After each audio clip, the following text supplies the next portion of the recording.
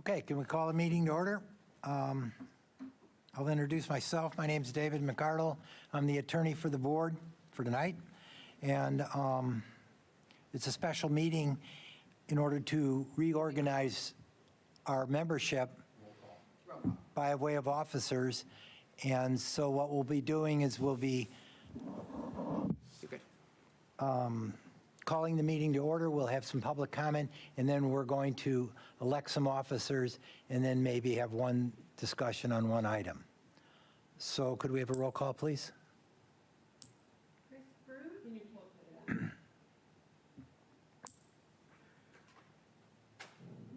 Chris Brew? Here. Adam Carson? Here. Linda Hope? Here. Deanna Kell? Here. Tom Langhenry? Here.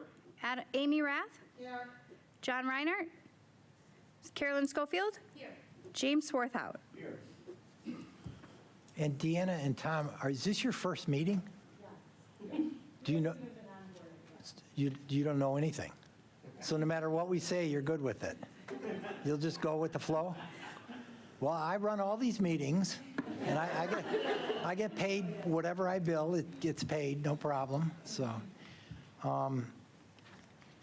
So we had two members that you replaced that are now gone, and do they get sworn in? Does anybody know? No. Okay.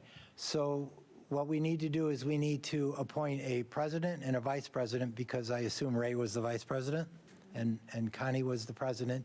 They're gone, and that appointment is from this group. You appoint among yourselves. So from a board governance standpoint, not from a statute or anything like that, or your own rules, there's to be nominations. Oh, public comment. Anybody have a public comment? Oh, sure, step up. No, you're right. You can hit the little button, Rob. The blue button is on? Hello, hello? Hit the little, there's like a little speaker guy. Oh, that one. You want me to push mine off? No.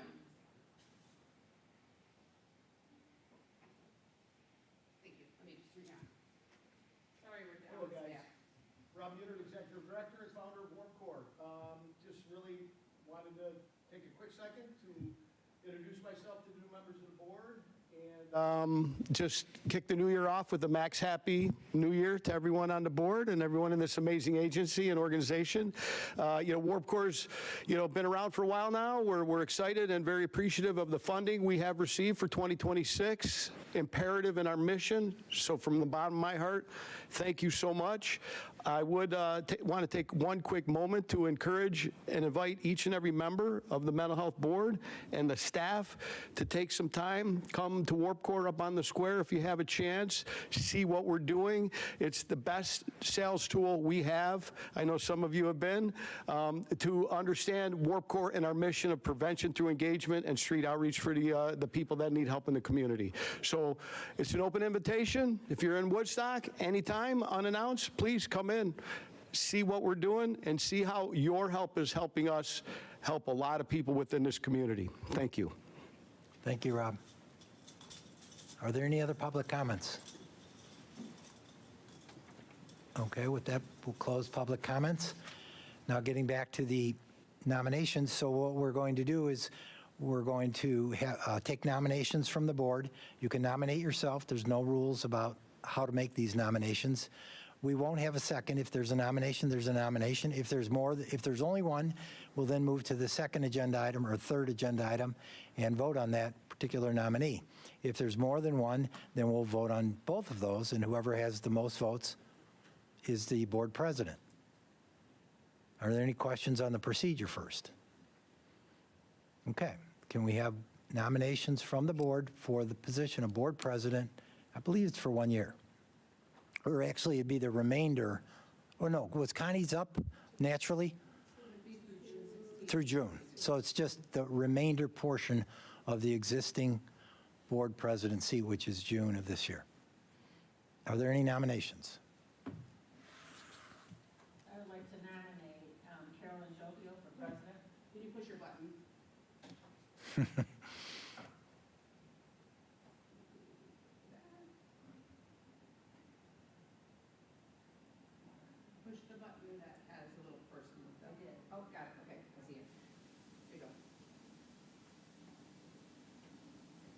Takes a while to get from that button to that button. I nominate Carolyn Schofield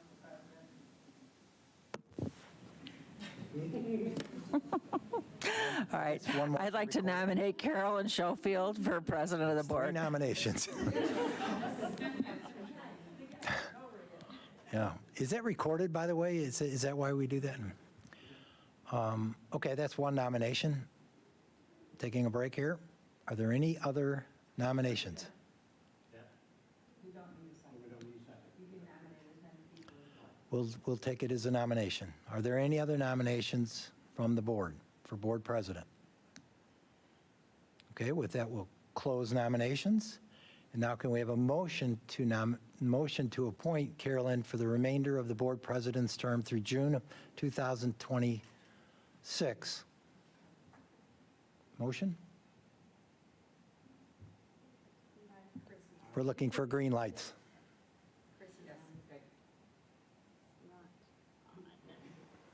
You're on. Okay, I make a motion to appoint Carolyn Schofield as president of the Mental Health Board until June 16th, 2026. And is there a second? Second. You have that, Bridget? Yep. Why don't we do a roll call? Can we do a roll Not on call? the thing. Okay, so.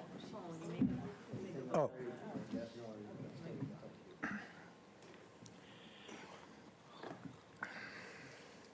I think that's at 8-0. We only have 8 here. Okay, it passes. Congratulations, Carolyn. Congratulations.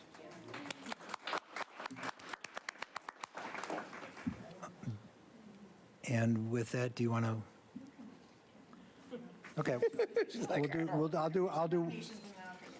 Okay, so why don't we take a call for nominations for the position of board vice president? And does Ray's expire in June as well, Bridget? Yes. Okay, through June of 2026 as well. I'd like to make a nomination for Adam Carson as vice president. Are there any other nominations? Okay, with that, we'll close those nominations and entertain a motion to appoint Adam as the vice president for the term expiring in June 16th, 2026. I'll make a motion to appoint Adam Carson as vice president for a term expiring June 16th, 2026.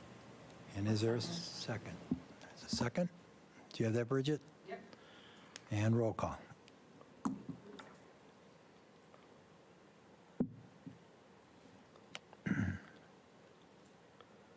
She wasn't sure. She wanted to wait. Put it up there, make sure. Nice. You almost had 7, but you made it with 8. Good job. I was Congratulations. going to abstain myself. Nah, forget that. Vote for yourself. Congratulations. Thank you, thank you. Okay, now, so we filled all the offices, at least through June, and that's the only reason I was here. And so I'll hang around just for this discussion if I could.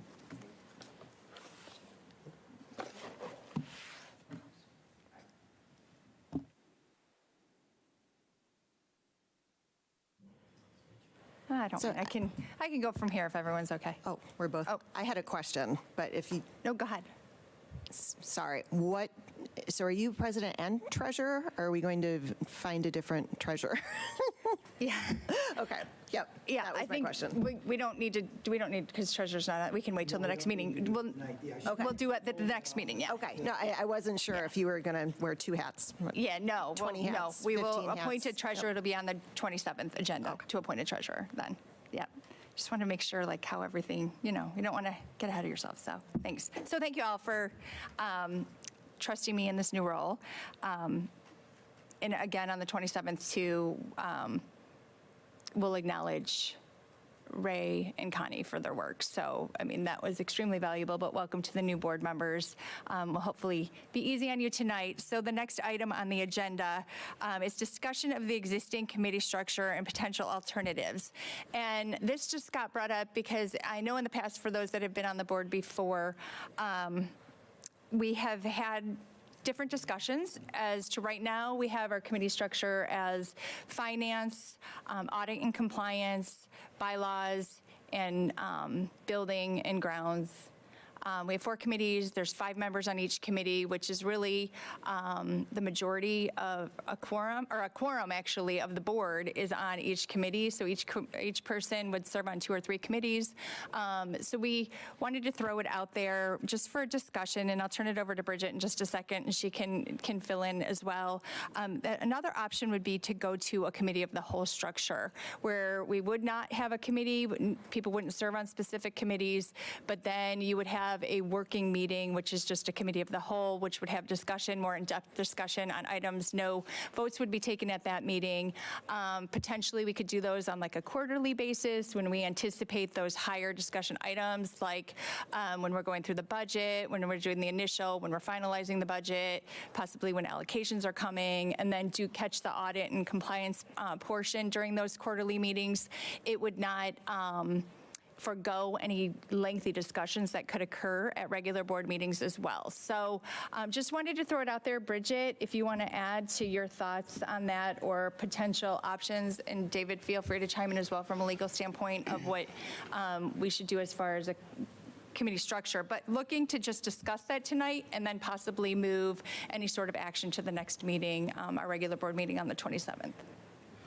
Yeah, I don't have much to add other than Melanie, myself, and Amanda sat down and kind of discussed it, and we would probably just look at the months that would make most sense.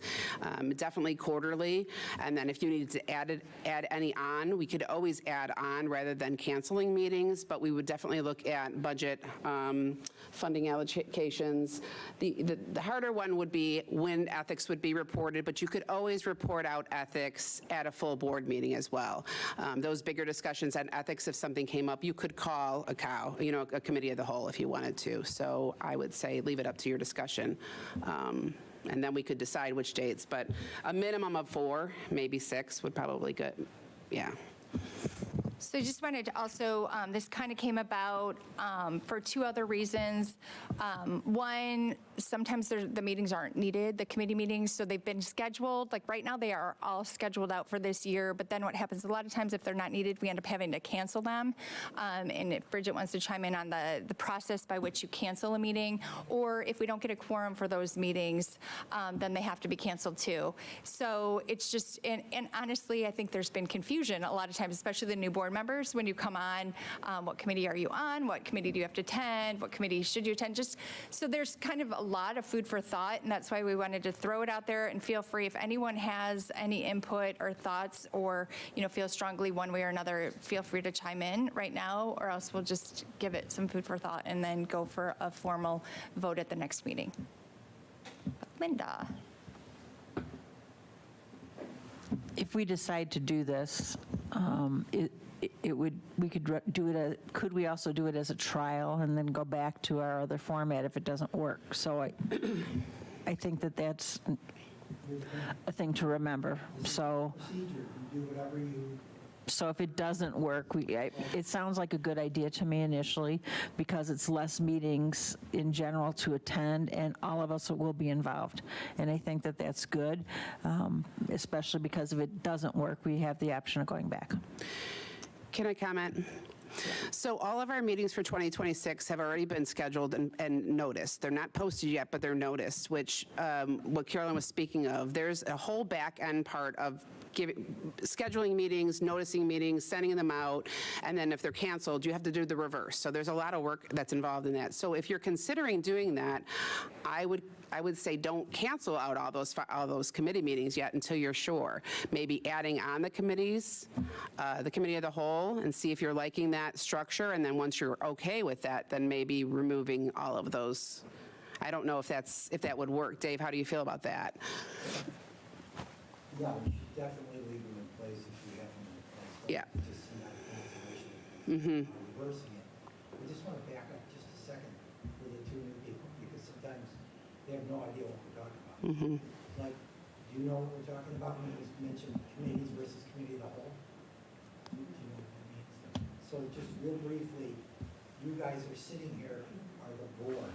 You're the whole group. Then there's subcommittees. Everybody knows what a committee is. Like, how many committees do we have? We have 4 different committees. 1, 2, 3, and 4. Doesn't matter what they are. There's 4 of them. So each of you would be appointed to a particular set of committees. So when committee number one meets, most of the people aren't there. So they'll be discussing something, and then they'll make a recommendation back to the full board, and the full board doesn't hear all that detail that was in that committee meeting. So you're either happy about that because you didn't have to sit through it, or you're saying, well, I don't know the detail, how am I supposed to vote on it? And that gets really, it can be problematic for more complicated topics, because when it comes back to the board, the summary sometimes isn't as thorough as you'd like it to be, so you end up, the worst scenarios, you rediscuss the whole thing again at the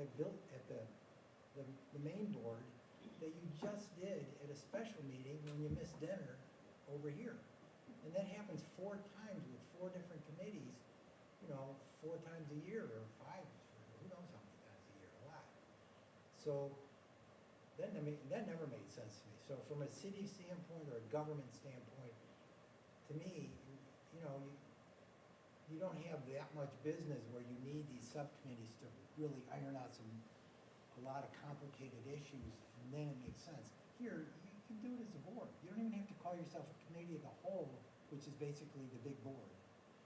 Sometimes it's called a committee of the whole because they won't make decisions. They just discuss things like a big committee. They formulate, they have all their discussion, they come up with what they're going to do recommendation-wise to themselves at the next voting meeting. And then this meeting goes really quickly, the voting meeting, because you spent all the time talking about it at the committee of the whole. So those are much more efficient meetings. That's what we're talking about doing, is consolidating that a little bit. And you might think one of those committees is needed. For example, the one that gives out the money, what's called? Finance. Finance, Oh, is that well, we what do it the is? allocations, though. Allocations? We do that all As as, a board? mhm. I don't know why you'd have a committee meeting, but you might change your mind on some committee that's important.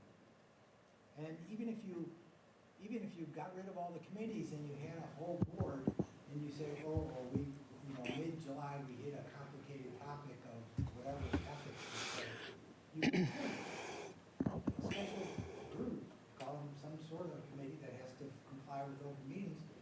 You guys go as a group, do your hearing or whatever's necessary, and then come back to the board. You can do that individually. You don't need to have a standing board. You can just deal with it as it comes. So an experiment's a good idea, and I would leave the committees in place for at least a short time. The other thing I'd want to add, and Dave can probably speak to this as well, is most boards, their committees are smaller than a quorum. Our committees are a quorum of our board. So our committees, as a quorum, if you're agreeing at your committee, you've already got the decision made. So it's just repetitive business in a sense, if I'm explaining that well. But The fact that we're a government, sometime maybe during this year, the attorneys will come in and give you another short presentation on some legal stuff. And one of them, of course, is the Open Meetings Act. Do you even know what that is? The Open Meetings Act. We have to comply with that because we're a little government. And it's burdensome when you get down to the committee level, and even at this level, to comply with, because you have to comply with it. And certain rules have to be followed, and it's just difficult when you have these committees. For all those reasons, we're thinking about consolidating. And I will say, and Linda, to your point of it has historically, before my time on this, it did operate in a committee of the whole, and then for whatever reasons, I don't know if there were more complex situations or whatever that was transpiring at the time, it went to the committee structure. So it has functioned. I think it just is where you're at as a board. That's why it is discussion and everyone can weigh in on it or give it some thought over the next few weeks, and then we'll bring it before the board on the agenda on the 27th.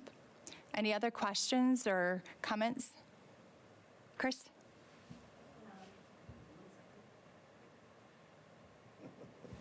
Okay, thanks.